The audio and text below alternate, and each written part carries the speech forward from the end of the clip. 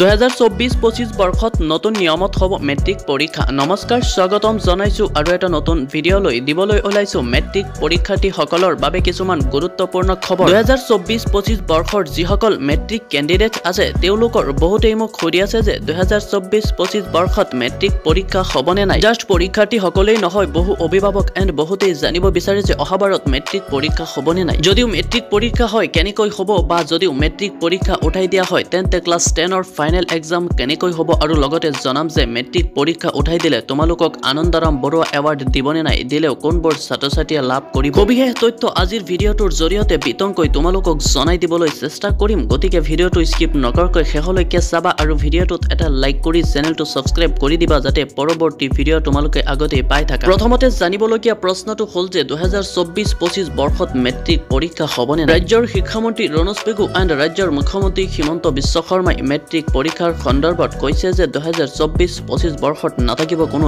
Special matric পৰীক্ষা, অৰ্থাৎ 2024-25 বৰ্ষত মেট্ৰিক পৰীক্ষা উঠাই দিব বুলি কৈছে। বাট অহাবাৰত মেট্ৰিক পৰীক্ষা নাথাকিব বুলি এতিয়ালৈকে কোনো কনফাৰ্ম হোৱা নাই, কিয়নো যোৱাবাৰৰ পৰাই কৈ আছিল যে এইবাৰ মেট্ৰিক পৰীক্ষা নাথাকিব বুলি। বাট এইবাৰতো মেট্ৰিক হ'বই, গতিকে মেট্ৰিক পৰীক্ষা উঠাই দিব বুলি ভাবি পঢ়া বাদ দিব নালাগে, নহ'লে কিন্তু জীৱন ধ্বংস হ'ব। আৰু এটা প্ৰশ্ন আছিল যে যদি মেট্ৰিক পৰীক্ষা উঠাই দিয়া হয় তেন্তে দশম শ্ৰেণীৰ ফাইনেল এক্সাম কেনেকৈ পাতিব। যদি মেট্ৰিক পৰীক্ষা উঠাই দিয়া হয় তেন্তে দশম শ্ৰেণীৰ স্পেচিয়েল এক্সাম বুলি কোনো এক্সাম নাথাকিব, আৰু ক্লাছ 6, 7, 8, 9ৰ এক্সামৰ দৰে পাতিব ক্লাছ 10ৰ এক্সাম। আকৌ যদি মেট্ৰিক পৰীক্ষা উঠাই দিয়া হয় তেন্তে কোনো ধৰণৰ এৱাৰ্ড নাথাকিব। পঞ্চম এণ্ড অষ্টম শ্ৰেণী উত্তীৰ্ণ হ'লে লাভ কৰিব মাত্ৰ মিড ডে মিল। তো ছাত্ৰ ছাত্ৰীসকল, তোমালোকে মেট্ৰিক উঠাই দিয়াটো বিচাৰা নেকি? এণ্ড মেট্ৰিক উঠাই দিয়া নিয়মটো কেনেকুৱা হ'ব কমেণ্টত তোমালোকৰ মতামতটো জনাই দিয়া, আৰু কিবা প্ৰশ্ন থাকিলে সেয়াও কমেণ্টত জনাব পাৰা। বাই দ্য ৱে, আজিৰ ভিডিঅ'টো এইখিনি আছিল। তো ভিডিঅ'টো ভাল লাগিলে ভিডিঅ'টোত এটা লাইক কৰি চেনেলটো ছাবস্ক্ৰাইব কৰি দিবা আৰু বন্ধু বান্ধৱীলৈ শ্বেয়াৰ কৰি দিবা।